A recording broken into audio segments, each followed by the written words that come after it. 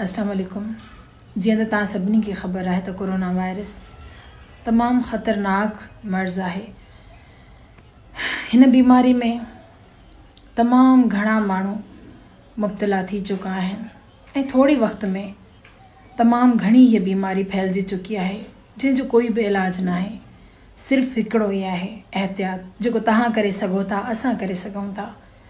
पंहिंजे घर जी साफ़ सफ़ाई रखो, पंहिंजी सफ़ाई रखो, थोड़ी थोड़ी देर में हथ साबुण सां धो, ॿाहिरि वञण खां पहिरियां मास्क जो इस्तेमालु कयो, छो त जी आहे त जहान आहे, न त कुझु बि न आहे।